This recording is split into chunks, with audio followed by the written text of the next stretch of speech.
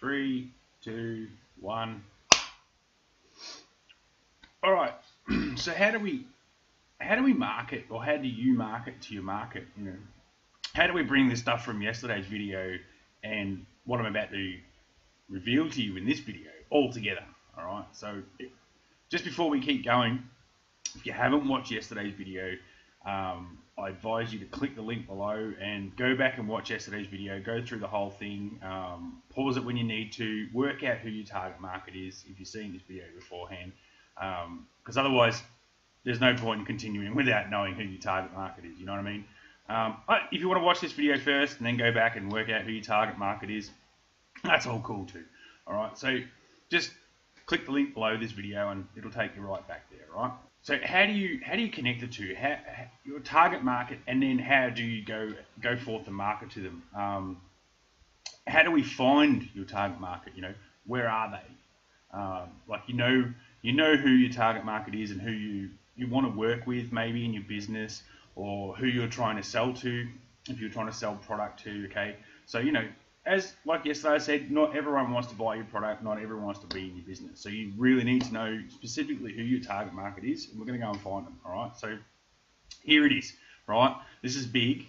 This is really going to blow your mind. All right, so this is the number 3 question of everything that when we're looking for the target market is, where do these people hang out?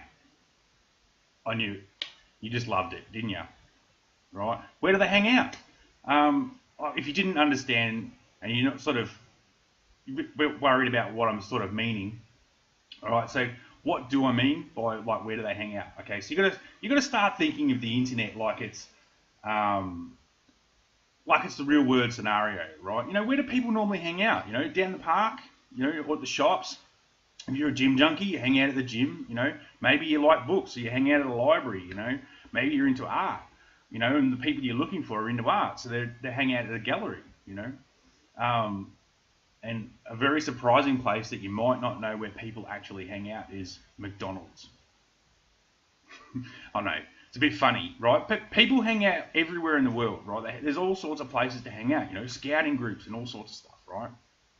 So if you think where they're hanging out, like on the internet, right, and that's where you're going to go and find them, so sort of places you're looking for, what sort of YouTube videos are they searching for, right? What Facebook pages do they like?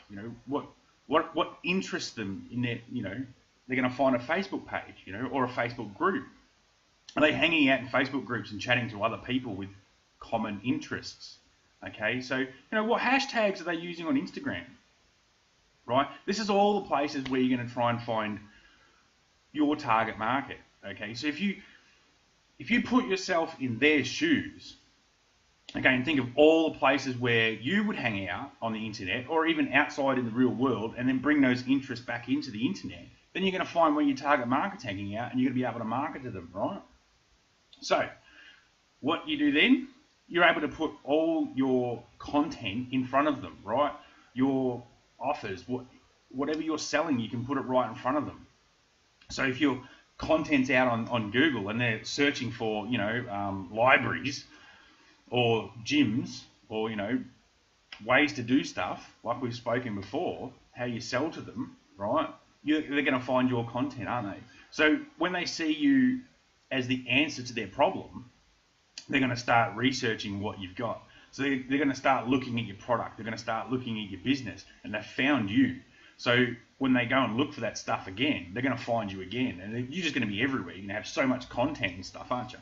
Right? So you're just going to be all over the shop, and they're going to come back. They're going to beg you to buy your product, aren't they?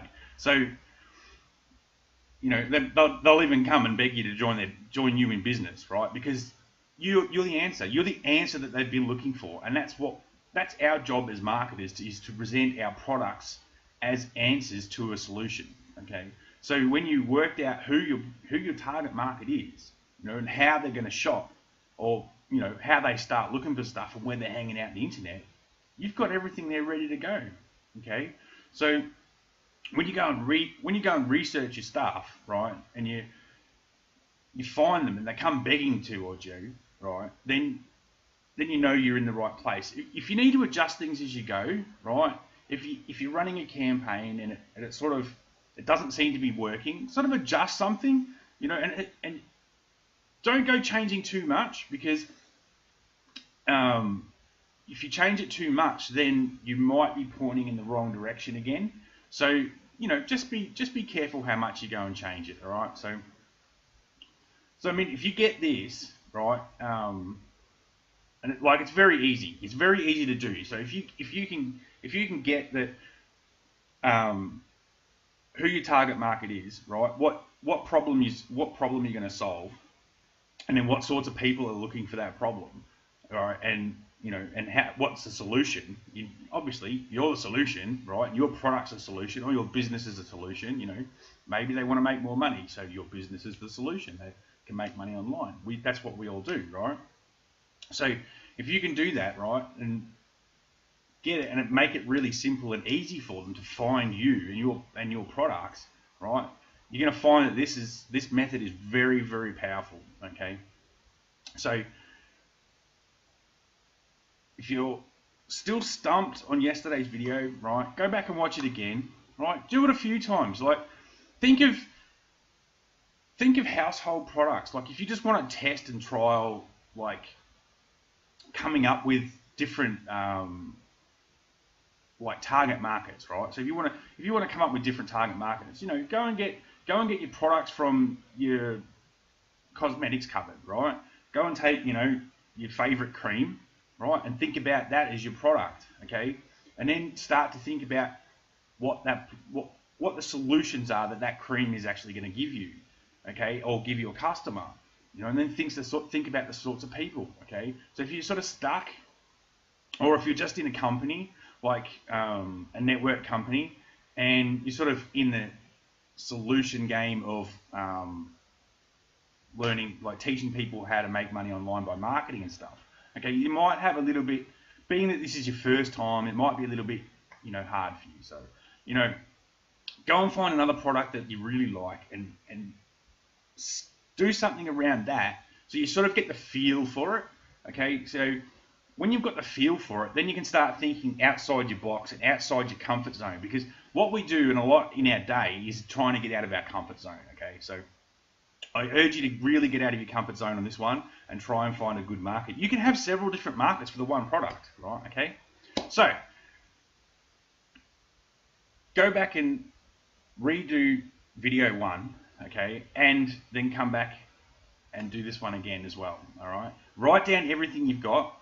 Make sure you've written it all down. Make sure that, like, you're very clear on who your target market is and where they're hanging out, and you've got all your hashtags and you've got all your keywords for your YouTube videos and stuff like that. I'll tell you, it'll really change the way you do your marketing online, okay?